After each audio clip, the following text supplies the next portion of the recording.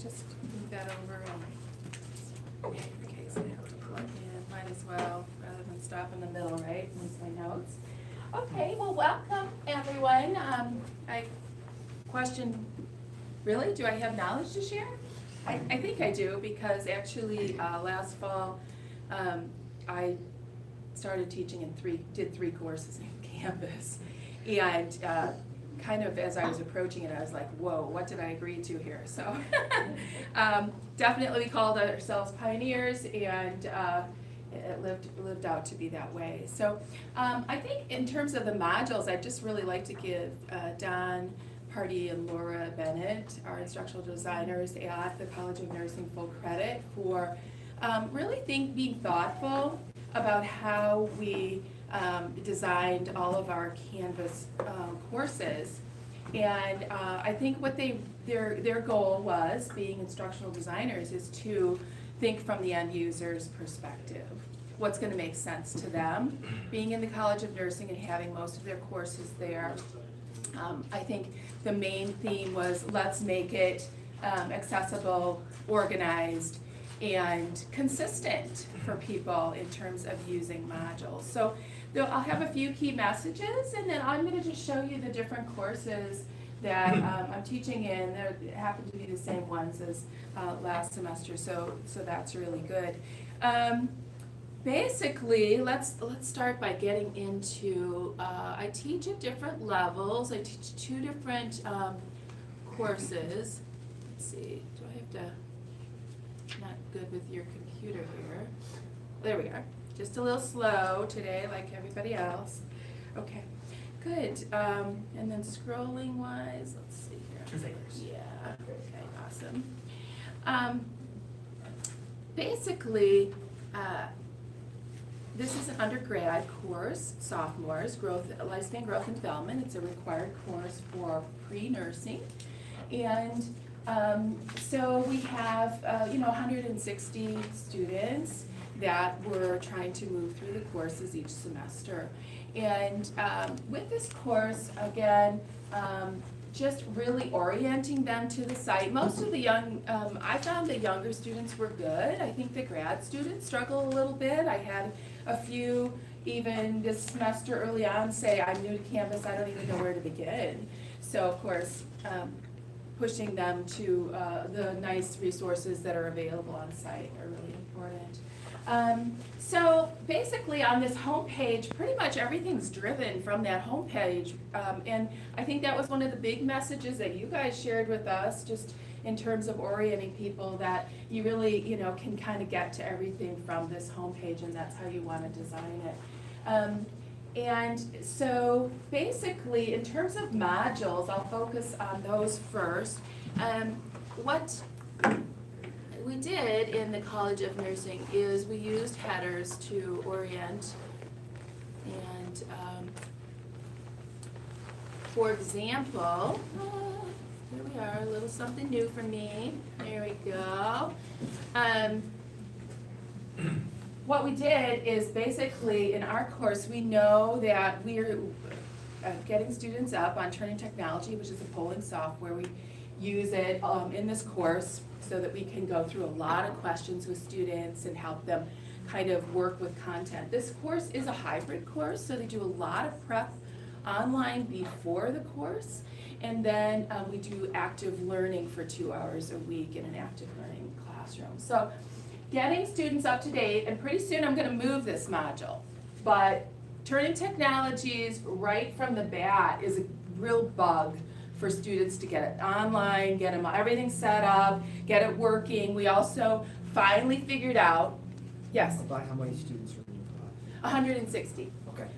80 and 80. Right. 80 and 80, yeah. Sure. And so we went to the web version of Turning Technology 2 this semester because it would make it a lot easier for us. And so that was a new thing for students as well. Not so much on their end, but just for us to kind of, are we doing it the same way as we've always done it? So anyways, we put it right up front. Now I'll move that. I was thinking about moving it after today, actually. There's a few that still aren't integrated with the course. But, that's always been standard. If anybody uses stuff in D2L, they always, with this, they'd say, put it right up front. And so that's what you can do with modules. You can move them around really easily and just grab them and move it down here. And I think that's a really nice feature. So, whoops, didn't stick. I don't know why it didn't stick, but you can move them around really easily. And so, in terms of getting into the course, sorry, No, it's okay. the computer's a little bit confusing to me. Maybe I'll have you just move up, just move up to this first module. So our modules are numbered. We have a welcome module, which actually would be good. Sorry.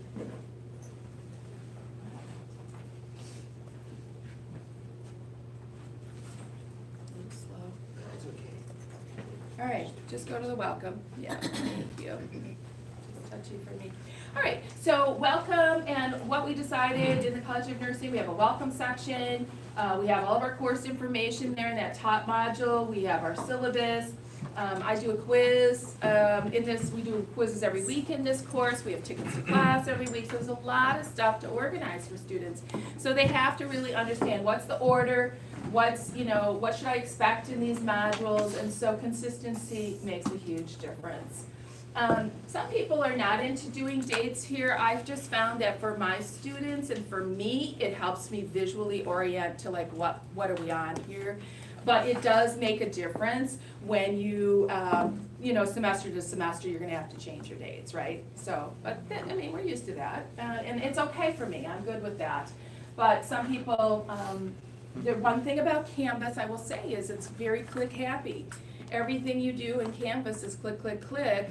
And so, trying to think about how to be most efficient is one thing that comes to the forefront with anything we're doing.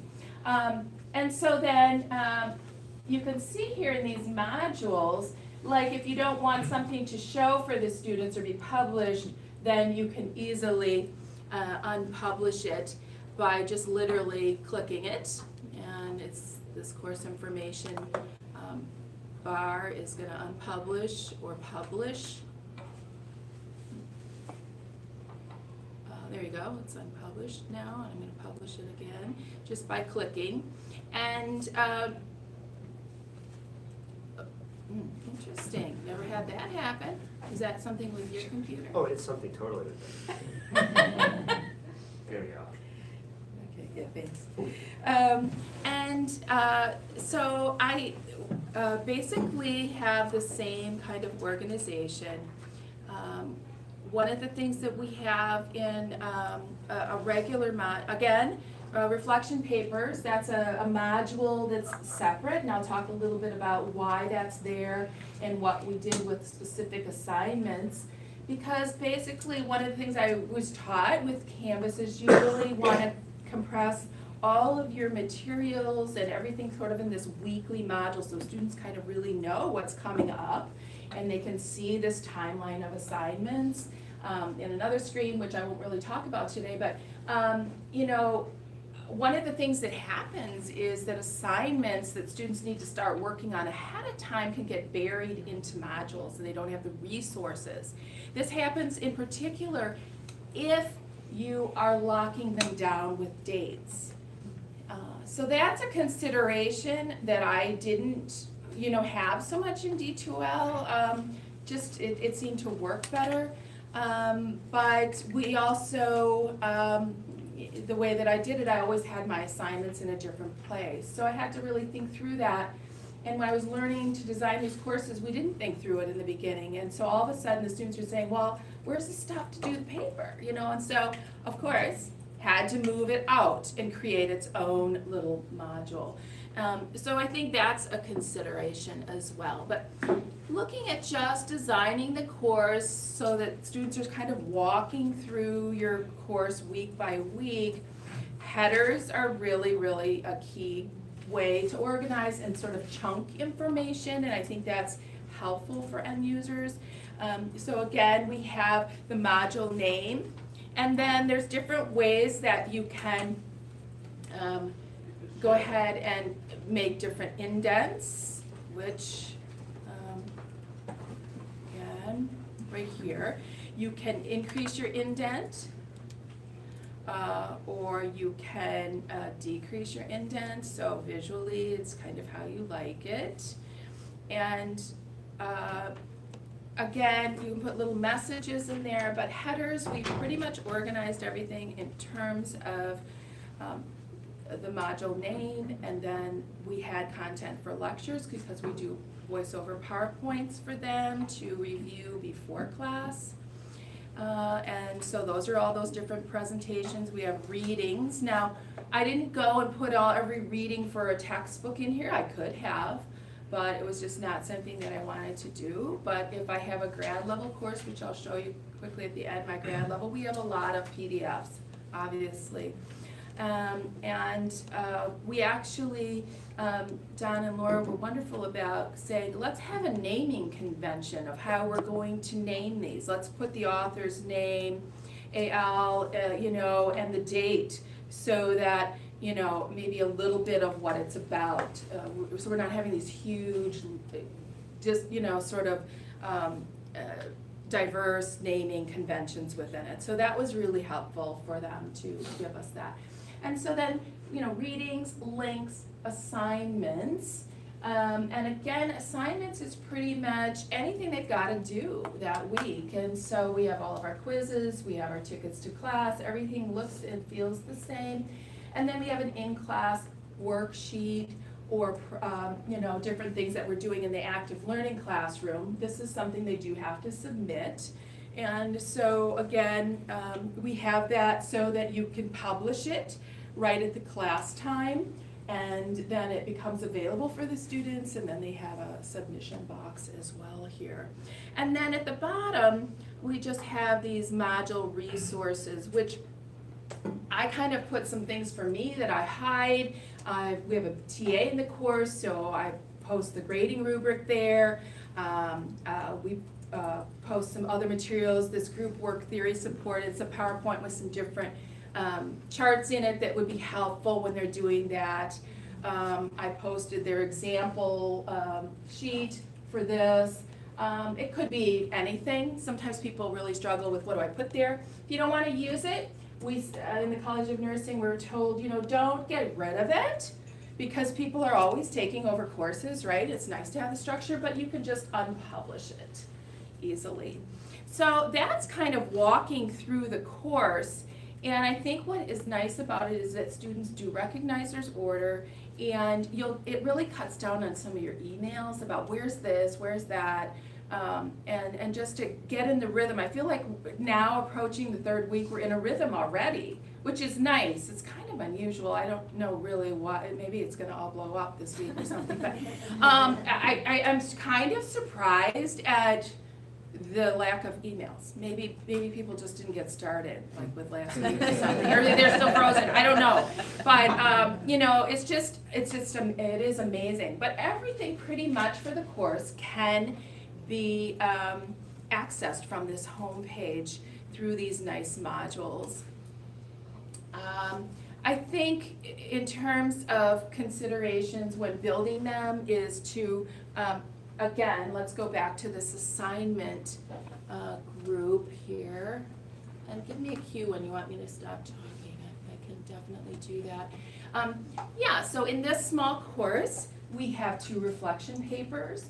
And so I just talked about them in the class yesterday. So again, move that to the front. What I'm going to do is probably move it up and move turning technologies down and away this week, because front and center, students are like, I asked them in class yesterday, how many of you looked at it? Well, out of 60, there are about 4. And it's due February 27th, so we need to get moving on that and talked about it. And so again, these are little files that we anchored for them. These are guidelines for the paper. And then clearly it gives them the tools they need outside of a module. Let me go back and just show you that certain modules here have dates for opening. So this little will unlocked February 12th at 2. What you can do is up here, I believe it's right here. Yeah, you can, well, that's the edit. Let's see. Oh, edit. Yeah, but there's a really easy way to do the date, and I think it's, I think if you unpublish the whole module and then go to publish it again, you can toggle it sometimes. okay. Whoops. I don't know. I'm getting all these extra little goodies of yours, Lee. But anyways, there's a really easy way, and I'm not coming up with it immediately here, to, it's not there, is it here? No, where's the date? Where is it where you can? Just try to edit real quick. Edit? But that goes actually into, oh, I'm sorry, you're so right, sorry about That's that. okay. Stubborn me, We're all okay. learning, we're all learning. So here's where you can lock and unlock, right here. And that's really nice, something that's, again, so easy once you're using it all the time, but, and then these prerequisites, I see that Lane's gonna talk about those. I've never used that, but it's a nice, it looks like it's a nice option, as we get deeper into the way that the modules can work. So just some things that they asked me to talk about in terms of other things. I think queuing up the students on the on the announcements page is really important, particularly just getting oriented to the class. So I tend to do that a lot in this sophomore level course. I mean, I don't know that that's a whole lot different than the news section that we used in D2L, but I do think it does help keep things organized. Some of the challenges I already talked about really were, those assignments. I think visually keeping it nice and clean is important because it really does cut down on those emails. And I mean, those are the kind of the main things. Does anybody want me to, I think what I could do is quickly show you the grad level course maybe? Or, let's see, here's a grad level course, and again, it's very similar.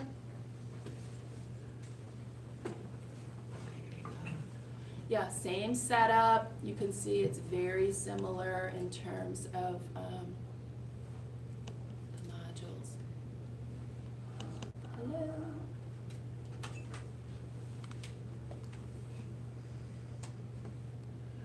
In this one, we did have a lot of grading rubrics for different assignments, and again, this is a online discussion-based course.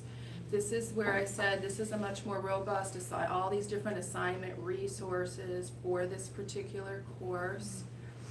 And then again, same kind of a situation, and discussions, that's probably another topic for other times, but this is, I think, for the students, again, you can access the discussions, but once you get in the discussions, sometimes the threads and they seem to have a little bit more trouble adapting to the discussions from D2L. I don't know exactly what it is, but they just can't really see the threads and sometimes where you're replying, but that's, it's very similar. You can see it's a very similar type of a layout. And again, total credit to Don and Laura for thinking ahead that within the College of Nursing, they're taking similar courses. It would be really nice to have a consistent approach.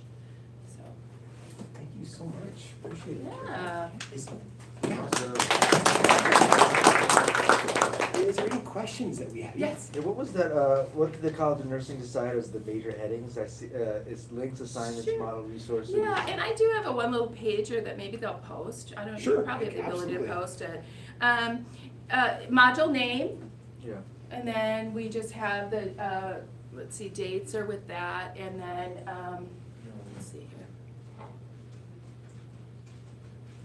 So then we had lectures, readings, links, assignments, and then sort of a catch-all module resources. Underneath that particular one, there was another name, nurses as, there was the model name, and then there was another indent. Is that maybe in the other course, or is that? Yeah, nurse as knowledge work, okay, so nurse as knowledge workers, that is, a header, right? Main header, yep. And then all that stuff, and then if you unclick that, everything else underneath is, if you unpublish that, everything else is gone then, the students can't see it. If you unpublish your module, Right yes. on the nurse as knowledge workers. I don't think so, I don't think that'll get rid of everything. I think that gets rid of It's only just that the- header. Just the header? I think Yeah, if you okay. don't want them to see everything, you've got to unpublish Yeah, up here. all right. Yeah, the whole module up here. And this is where you operate, right here in terms of everything that you are designing when designing the course. You know, put in all kinds of assignments. You can see that there's quizzes, and you can do files here, you can add discussions, you could add an external URL. So building those modules, that's kind of where you could really stay in the module and create all of that, and you can link files to it and all of those different things. So that's kind of, and then this indentation is nice down here because it's easier, you go right to indent 3 levels. Versus if you're outside, there was an edit, then if you want to increase or decrease, you're clicking 3 times. And again, multiple modules, multiple times, that gets a little old. So this is where, you know, I found like, I can do this immediately, I can just get it to the right level. So again, you'll find different ways of doing that, but yeah, it's, you can, you know, upload a new file this way, so pretty much everything you can manage from within that module, which is really nice. The indent is really interesting because it's it's great for organization and looking, but it practically, there's no other utility to it. Like, it's awesome, you know, how we can see lectures, how there's these 2 things underneath lectures. But turning it off is just turning off the lectures, as opposed to like a folder on a computer. Yeah. Like, absolutely. but Yeah, you'd have to, I think you have to pretty much, turn them all off. turn them all off. Unpublish them all. And so I think visually it's important, and that is key for our end user, right? Yeah. It's a pain for us. We had another question. I've got a question. You got lectures. Now, how do you use that? Is this material that students are meant to review outside of the classroom? Yeah, or this is a hybrid class, so they Okay. do pre-work. Huh? Yeah, so they have very detailed instructions on what they're supposed to do before coming to class. Right, so that's part of like a reading, and then you're gonna review this material along with whatever. We're gonna readings are apply in. all the material in class Mhm. that we feel we wanna bring forward. So they it's a flipped classroom. I mean, they do their online, you know, lectures or, you know, reviewing presentations, those kinds of things all ahead of time. All of this is done before class. So if we didn't have this visually organized for them, in a hybrid class in particular, I think it would be really challenging for them to come prepared. We'd have a lot of unprepared students. So. Others? Yeah. You know, that those longer assignment modules, Yeah. that, you know, that aren't like, that Yeah, are multiple weeks, or, Yeah. what's been your best practice for where to place those? I put them right under the welcome for the course because, you know, it just made sense that it's kind of anchored at the top. Students, I don't know, or I used to, but they like when they're kind of surveying the course in the beginning to kind of see what's up with what's to come. And so I mean, you could anchor them down. It's just that those modules are organized kind of per week, you know, or at least in my course. And that's how we've done it. I think that's how students are kind of oriented, rolling through the semester. What are we doing here? So again, if you've got all your resources anchored in there, sometimes they just are stuck in those modules and students can't find them. That was what I was getting in the beginning of it. It's like, where's the stuff, you know, I'm missing. What are we supposed to be doing with this assignment? Well, it was buried in those modules and they were locked down. So adult learning says, you should probably be able to open them all up, right? But I found that young learners are kind of coming out of high school where everything's pretty prescribed, and, you know, to have them all unlocked is a little overwhelming. And then you also can have students that are working way ahead if you don't have some dates on some of your discussions and things like that with grad students, which they'll do too. So there is a point of having them, you know, discuss things within 1 to 2 weeks rather than posting all this business ahead. So you have to be careful with your dates and access, I think. Just be thoughtful about it. Does that make sense? Yeah, that does. Do you end up placing like assignments in 2 different places? No. Like, so the longer assignments are only going to be there. Yeah, all the resources for those are gonna be up there up front so they have full access. Now, it may not make sense to people, I don't know, you know, maybe you wanna do it and just leave all your modules open and tell them, you know, look in the syllabus and see when that's due and go find it. I mean, that's fine too. But that was the one question, I got multiple questions about it right up front, and so I just pulled them out because having been a student here before, it just didn't make sense to me to hide them down in there. And we did lock the modules, so that made a difference, yeah. I noticed on the other class, you had a video for students as far as an orientation to Canvas. Is that something you created or the CETL office created? No, I did not create it. I believe that is, I think that's a Canvas video that is the Canvas posted video. there. Yep. Let me go back here, right up front. Yep. Sorry.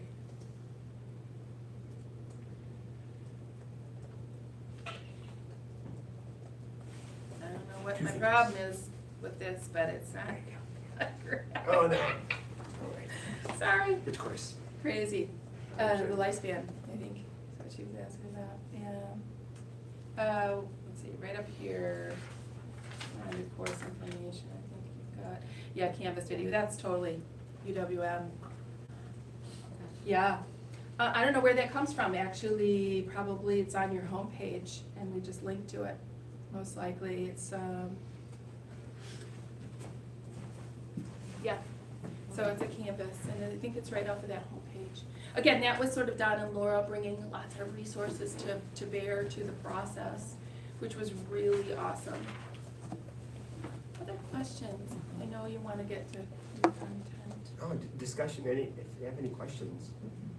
And this may not make sense to you. I mean, everybody's course is kind of unique, but I think it is interesting if you know that students are taking within a particular area that you might develop some standards that might make sense to students. Yeah. One question.